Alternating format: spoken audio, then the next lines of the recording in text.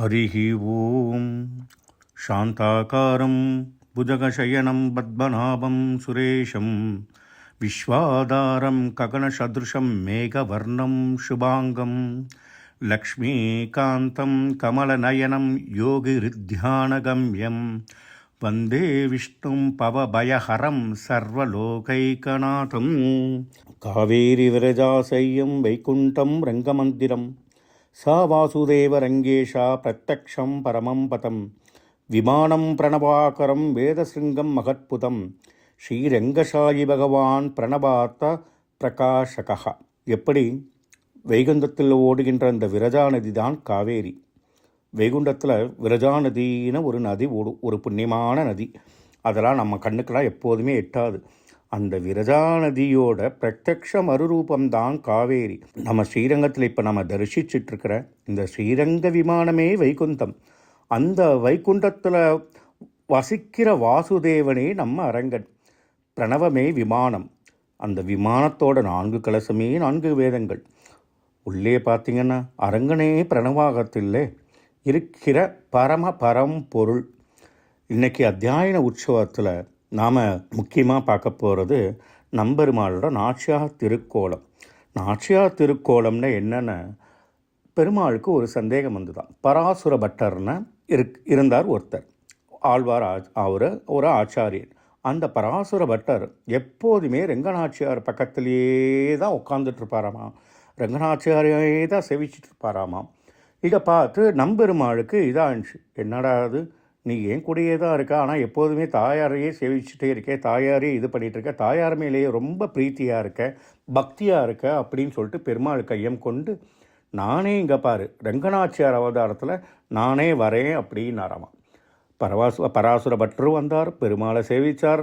ஆகா, அந்த மோகினி அலங்காரத்தில் அந்த கிளிமாலை என்ன, அந்த திருவடியோட பாதம் அந்த ஜொலிக்கிறது என்ன, அந்த கையை காலை மடக்கிண்டு இப்படி கையை அந்த கால் மேலே வச்சுண்டு அந்த கிளிமாலையும் அந்த சௌரி கொண்டையும் அந்த இதோடு வர்றது என்னென்னா, பராசுர பட்டர் ரொம்ப அப்படியே ஆனந்தமாக பயபக்தியோடு அப்படியே மயங்கி பெருமாளை சேவித்தார். ஆனால் அவருக்கு நம்பெருமாள் முகத்தை பார்த்த உடனே ஒரு சந்தேகம் வந்தது. என்ன சந்தேகம்? பெருமாளே அலங்காரமும் சரி, சௌரி கொண்டையும் சரி, மாழை ஏலக்காய் ஜடப்பட்ட கிளிமாழை, நீ அடைஞ்சிருக்கிற வெய்டூரியம் எல்லாமே தாயாருக்கு சமமாகவே இருக்குது. ஆனால் அந்த சமத்தில் உன் முகத்தில் தாயாருக்கு உண்டான கருணை இல்லையே. உன் கண்ணில் பார்த்தீங்கன்னா ஒரு கண்ணில் கோபம் இருக்குது, ஒரு கண்ணில் பாசம் இருக்குது. ஆனால் தாயார் கண்ணில் பார்த்தானா 2 கண்ணுமே ரொம்ப பரிவோட, ரொம்ப பாசத்தோட, ரொம்ப அபயத்தோட, ரொம்ப லக்ஷ்மி கடாட்சத்தோட சாந்தமாக அழகாக இருக்குது. அந்த தாயோரோட கண்ணு உனக்கு அமையவே ரெங்கா அப்படின்னு சொல்லிட்டு பராசுர பட்டர் பெருமாள்கிட்ட வியாபிச்சாரமா. அட என்ன கொடுமடா இது, தாயாருக்கு எந்த வித இதுவும் இல்லை. நான் ஒரு பக்கம் கெட்டவங்களை அழிக்கணும், கம்சரம் வதம் பண்ணணும், இன்னொரு பக்கம் ஹிரண்ய கசிபுவார பண்ணணும், இன்னொரு பக்கம் ராவணனை அழிக்கணும், விபீஷணையும் காப்பாற்றணும், ஹிரண்ய கசிபையும் அழிக்கணும், பிரகல்லாதனையும் காப்பாற்றணும். அதனால் நான் இப்படி தான் இருப்பேன். ஆனால் என்றைக்கும் என்னோட பக்தர்களை நான் என்றைக்கும் கைவிட்டதே இல்லை. சரணம்னு நீ ஒரு தடவை சொன்னாலே போதும், நான் உன்னை கரையேற்றிடுவேன் அப்படின்னு சொல்லிட்டு பெருமாள் சொல்கிறார். இந்த நாச்சியார் திருக்கோலத்தில் இன்றைக்கி நம்ம ஸ்ரீரங்கத்தில் பெருமாள் காலையில் கரெக்டாக கிளம்பிட்டார், புறப்பாடு ஆகிடுத்து. பெருமாள் வெளியே வரும்போது வழக்கம் போல் இந்த பகல் 10 9 திருநாளுமே ஆரம்பித்ததுலேருந்து 9 திருநாளுமே காலையில் நேராக போய் அர்ஜுன மண்டலத்தில் உட்காந்துட்டு அரையோட வியாக்கியானம், அரையர் சேவை, அரையரோட அபிநயம், வியாக்கியானம் இதெல்லாம் நல்லா உட்காந்து கேட்டுண்டு அதுக்கப்புறம் வந்து பத்தி உலாத்தி அதுக்கப்புறம் கர்ப்பகிரகம் சேருவான். ஆனால் இன்றைக்கி இந்த வருஷத்துக்கு ஒரு தடவை தானே இந்த நாச்சியார் திருக்கோலம். வருஷத்துக்கு இந்த ஒரு தடவை நாச்சியார் திருக்கோலத்தை நாம் மட்டுமே சேவிக்காமல் லோகத்தில் உள்ள எல்லா ஜனங்களும் வந்து நம்ம சேவைக்காக காத்துட்ருக்கிறவங்க எல்லாருமே வந்து சேவிக்கணும் அப்படின்னு சொல்லிட்டு இன்றைக்கி காலையில் 6 மணிக்கு கிளம்பியாச்சுன்னா நைட்டு 8:30 மணி வரைக்கும் முழுக்க சேவை தான். இன்றைக்கி காலையில் வழக்கம் போல் பெருமாள் கர்ப்பகிரகத்துலேருந்து புறப்பாடாயிருவார். ஆகிட்டு நேராக அர்ஜுன மண்டலத்தில் போயிட்டு உட்காந்துருவார். எப்போதுமே பெருமாள் வந்து இன்றைக்கி மற்ற புறப்பாடெல்லாம் பார்த்தேன்னா 9 நாளும் பெருமாள் திருவிச்சிகையிலேருந்து இறங்கி டைரெக்டாக வந்து தோழிக்கினியாலேருந்து புறப்பாடாகி டைரெக்டாக வந்து அர்ஜுன மண்டபத்தில் ஆஸ்தானமாக வீட்டிலிருப்பார். ஆனால் இன்றைக்கி ஒரு நாள் பார்த்தேன்னு தான் பெருமாள் அந்த பல்லாக்கூடவே உட்காந்துட்ருப்பார்.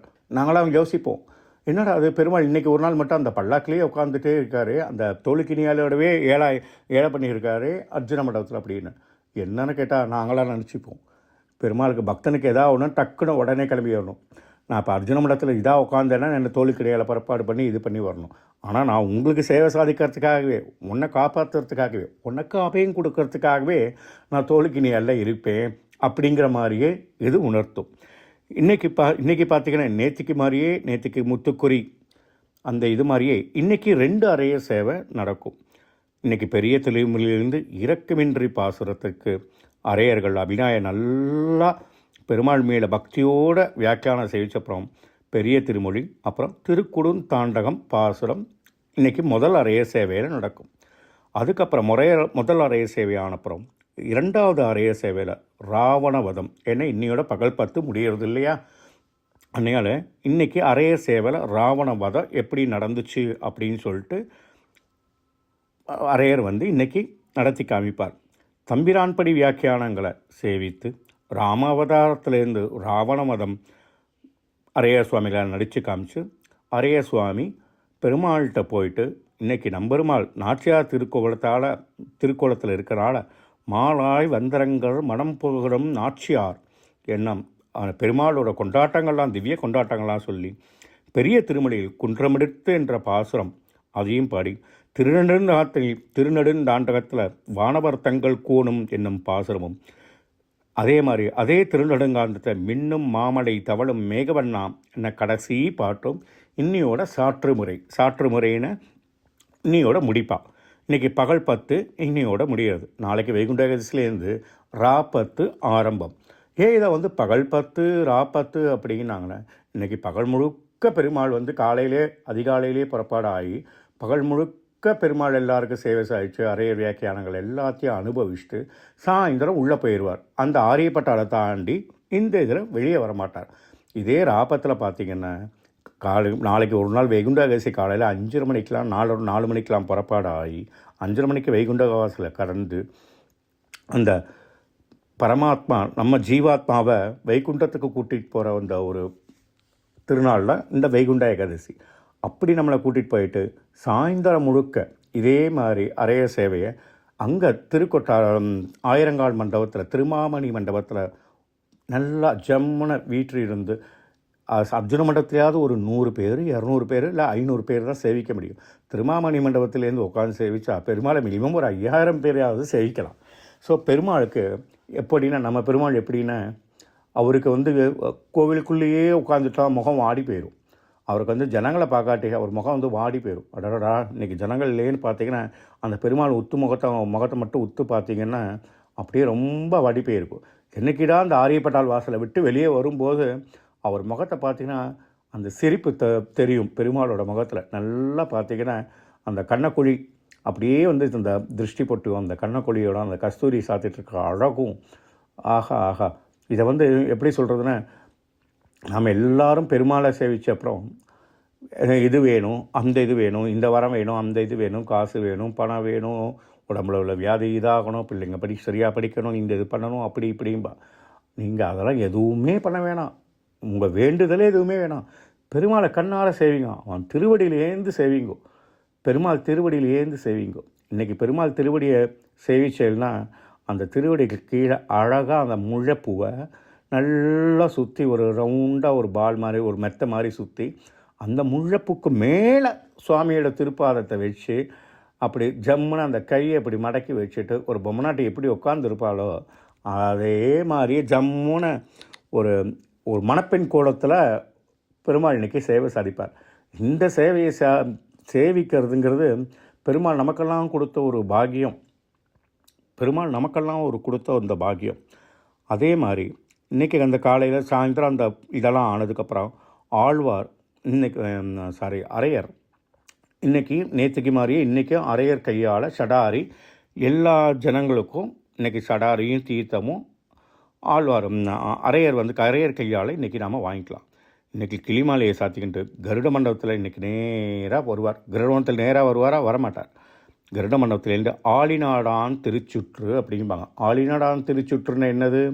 நம்ம ஆரியப்பட்டாள் வாசல்லேருந்து வலதுபுறமாக நம்ம கொட்டாரம், மேலப்பட்டாபிராமன் சன்னதி, மணல்வெளி, அங்கெல்லாம் அப்படியே நிதானமாக ஒய்யாரமாக அந்த நாதஸ்வர மேளத்தையே கேட்டுண்டு அப்படியே ஜனங்களில் சுற்றி இந்த பத்தி உலாத்தல் மாதிரி அப்படியே ஜனங்களை படைசூட அப்படியே எல்லாரையும் சேவிச்சு எல்லாருக்கும் அருள் புரிஞ்சு அப்படியே இந்த மணல் வழியை சுற்றிண்டு நேராக வந்து கருட மண்டபத்துக்கு வந்துடுவார்.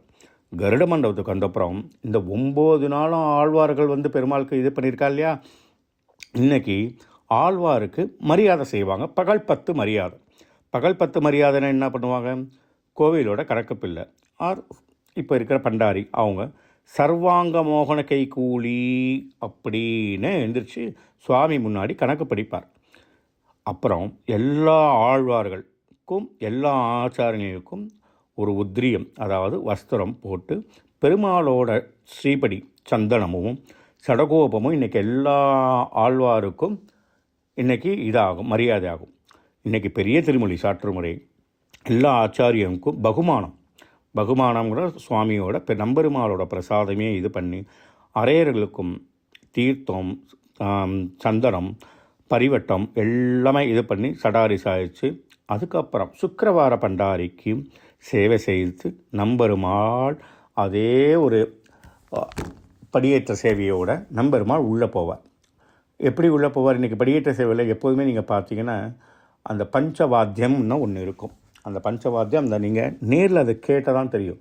அந்த சந்தர்ப்பம் பெருமாள் படி ஏறும்போது அவர் மேலே போடுற அந்த உதிரிப்பூ, அந்த உதிரிப்பூவும் கூடவே கொஞ்சம் பச்சைக்கருப்பூவும் சேர்ந்து அந்த பெருமாள் ஏறும்போது அப்படியே அந்த அழகாக பார்த்திங்கன்னா அப்படியே ஆடிண்டு இப்போ நம்ம சின்ன குழந்தைங்கள்லாம் பார்த்திங்கன்னா ஒரு மலை மேலேயோ இல்லை ஒரு நம்ம வீட்டில் இருக்கிற மாடிப்படி மேலேயோ எப்படி ஏறுங்க, நம்மளை மாதிரி கைப்பிடிச்சி இந்த பிடிச்சலாம் ஏறாதில்ல, இப்படின்னு ஆடிண்டே ஏறுவான்.